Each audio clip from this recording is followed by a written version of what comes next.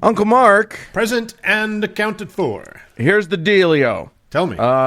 We are headed, if the election goes the way some people want in this country, President Jill Stein, at last.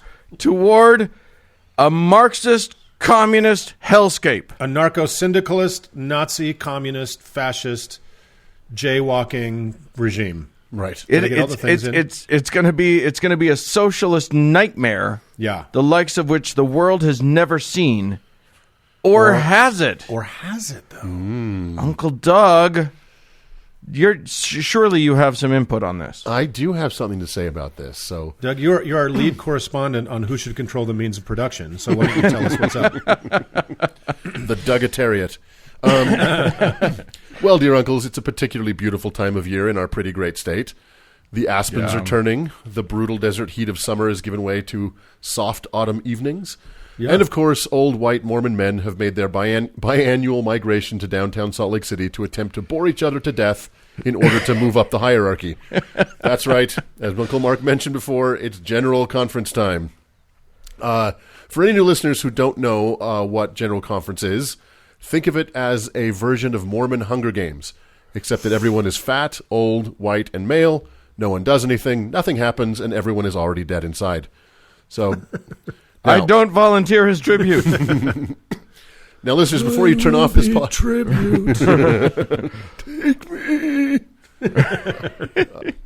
Before you turn off this podcast, old listeners, I promise we will not review conference right now. We'll do that another day, and you can tune us out then. Please. Really? Yeah, okay.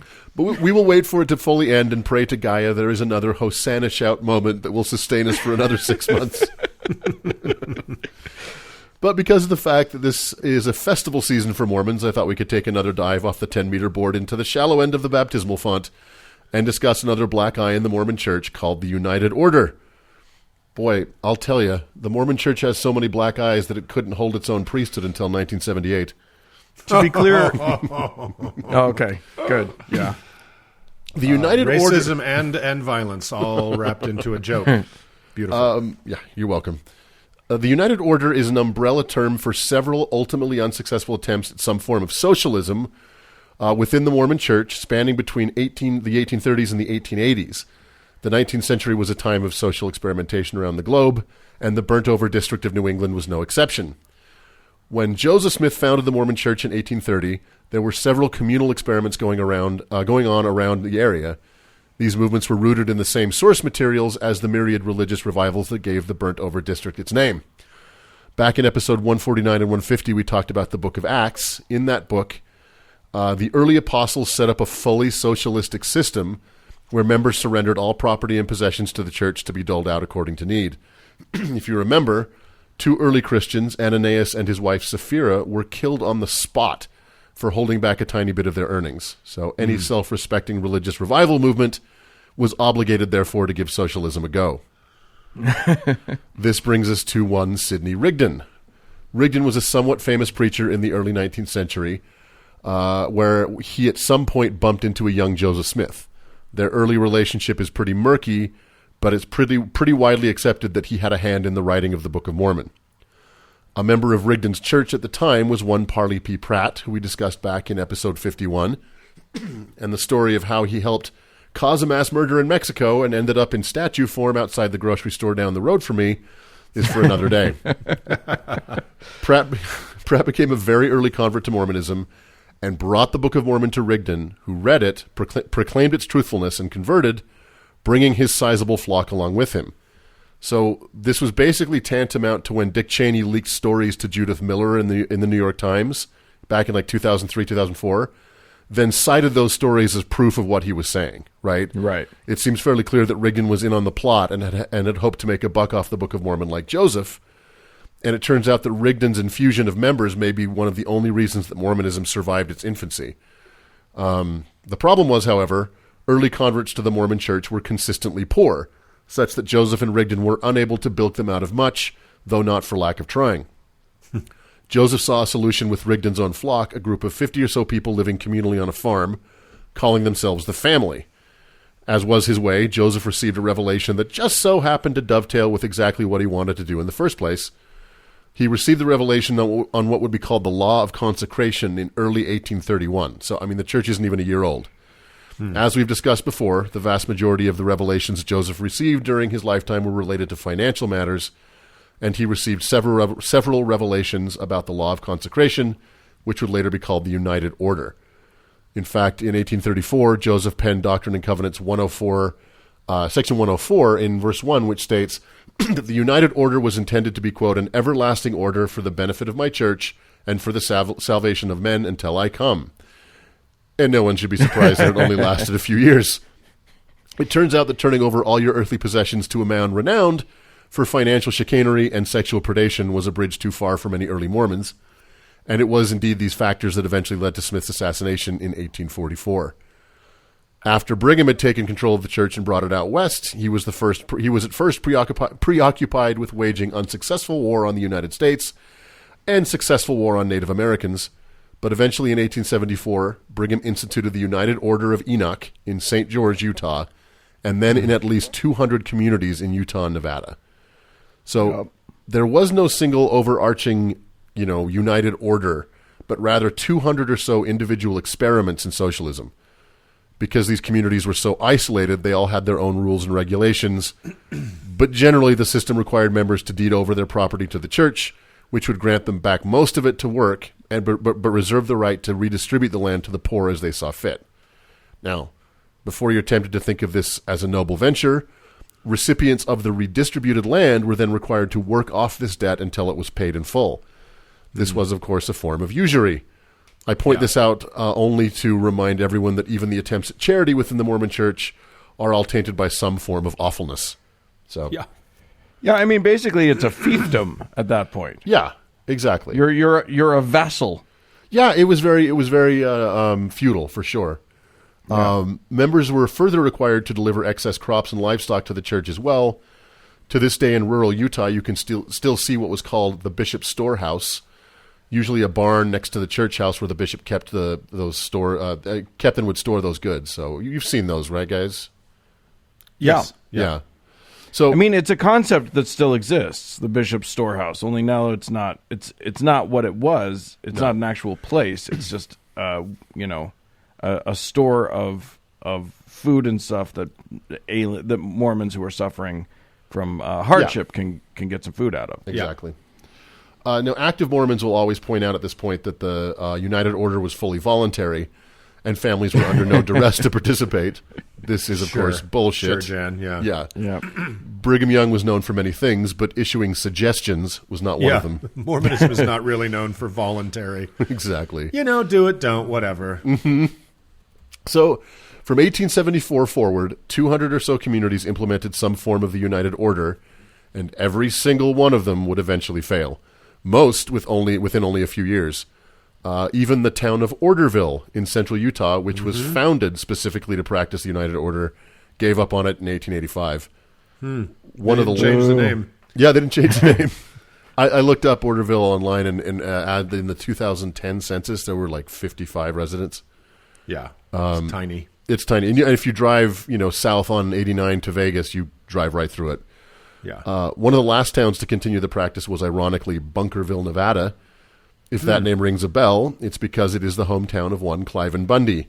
Right. Who we talked about back in episode 144. Communist. Yeah, exactly. Super big fan of socialist ideas. Yeah, exactly. He's famous only for his disdain of centralized government and the specter of socialism. Yeah. So there's that. Now, I'm not going to get into the political differences between socialism and communism, except to say that most of the experiments under the United Order tended much closer to communism, with property and goods being owned by an undemocratic body preoccupied with the equality of outcomes. So, this is not the form of socialism that we would find compatible with democratic societies today. These experiments all failed for the same reasons that the Soviet system failed in the 1980s. Corruption and mismanagement were widespread, and so distrust and resentment eventually led these communities to give up on the United Order, even though it contradicted Brigham's wishes. So that was not a common thing. Yeah. But the fact remains that from its inception to right before being granted statehood, the Mormon Church was at least trying to be a communist collective. If that seems somewhat incongruous with what the Mormon Church has become, that's because it is. The fact that an organization... But only all the way. But only completely and totally. Yes. Yeah, the fact that an organization that would make Adam Smith blush was founded on principles that would make Karl Marx proud is not lost on modern Mormonism. As the church has desperately attempted to be accepted in modern society, this history has proven problematic, especially since the main political boogeyman of the 20th century was communism. And so, the leadership has gone to great lengths to explain that the United Order wasn't what it obviously was. One of the most famous attempts for this was a speech given by Apostle Marion G. Romney at BYU in 1966. And yes, Marion is first cousin of current Utah Senator and human weather vane Mitt. Boy, it's fun to say his name with disdain. I just realized that. Mitt. I think we'll have plenty more chances. Yeah. This speech is still widely referenced to this day. And boy, if you want to hear a speech that has not aged well, to say the least, go ahead and give it a listen. In the speech, given during the height of the Cold War, Romney fails utterly to explain why the United Order wasn't socialist, while at the same time reminding all who listen that Mad Men was closer to a documentary than a drama. In the speech, Romney makes fun of his stupid wife for suggesting that caring for the poor is a noble goal. Then he goes on to give a tortured metaphor about two horses. I don't really understand what's going on here, but this happened. In the metaphor, a farmer has trouble distinguishing between two horses. They both look alike, run the same, and sound the same. Finally, he measures both of them, and wouldn't you know it, the white one was 5 hands taller than the black one. Now, 5 hands? Yeah, He exactly. didn't notice 5 hands worth of height difference? He couldn't tell one was white and one was black? That's Oh, right. I get it. Yeah. They're I get opposite it. colors, and that, to my mind, makes them And a pretty huge- fucking 5 distinguishable. hands is a large size difference. Exactly. Yeah, I didn't get the joke at first. Now I get it. Okay. Well, I think it's both things. Yeah. But I still cannot understand what this metaphor had to do with the subject matter. And, one can be forgiven for simply thinking of it as nothing more than ham-fisted, were it not for the fact that the church at the time fully believed in the primacy of the white race and did not allow blacks to be full members. It's pretty problematic when you listen to it. It's like, Yeah. oh. What conference talk isn't? Exactly. Yeah. So the modern Mormon church has fully embraced naked, voracious, predatory capitalism and prefers not to talk about the time in college when it wore a Che Guevara t-shirt. However, Right. many of the offshoots of Mormonism, especially the polygamist ones, still practice various forms of the United Order. Oh, yeah, totally. Yep, it turns out it's much easier to subjugate women if they are not allowed to even own the clothes they wear. Yeah. So it seems the United Order, as practiced under Joseph and Brigham, didn't have a body count, so that's good as far as it goes. That's But- an incredible stroke of luck. Yeah, It's almost unbelievable. Yeah. yeah, truly. But as it's practiced now, it is a brutal system of control and subjugation that most definitely has a body count. So, there are people, women and men, today, not far from where the three of us are, and in places around this country that are born into basic slavery, certainly sexual slavery, that are, that are born into basic little communistic communes. Yeah. Where they, and incredible poverty, women and especially women and children experience incredible poverty. I can walk from my house, Doug, yeah, to the headquarters of the Kingston polygamous clan here, who very much practice this shit. yep. And And they just live in absolute destitute poverty. destitute poverty. And for those who've seen Big Love, think of the polygamists that were off in the dusty desert, that lived in true misery. And there are communities, and we'll talk about them another time, but where, a lot of these kids are born without birth certificates, and they're, therefore off the grid, and therefore when they go missing for various reasons, no one comes knocking. I have to ask true believing Mormons, if any who are listening to this podcast at this point, if everything Joseph ever did was either fraudulent, false, or fucking evil, what are you doing? Yeah. The things that have made it to the modern era that he thought of are just terrible, terrible things. He did some nice stuff. I'm pretty sure did something nice at some point. Sure. Well, I don't know. Like I was going to say, maybe he remembered his anniversary, and then I'm like, oh man, he had so many to remember. Yeah, well, pretty much every day was an anniversary. Yeah, if you have that many wives, you're gonna hit within a week or so of something. So. Yeah.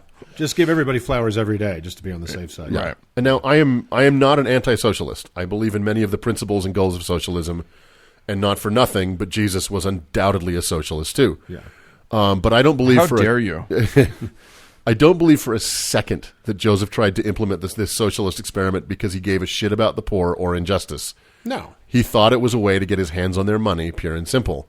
Yeah. And, if Joseph had become a rich man before he died, he would have absolutely done away with it because, he had the money. Well, and we've talked about multiple cults that take the same tack. You give me all of your money, I distribute it to all of us, and then the rich guys don't notice that even though they're participating in, quote, the same thing as everybody else, they're the one that's funding the whole thing. Right. Yeah. And they all fail. Like, if there's a truism in this world, it's that these cults, these socialistic cults all fail, and thank God Mormonism did too, and it's not around to bother us anymore. Thank God. There it is, the United Order. Gone and done.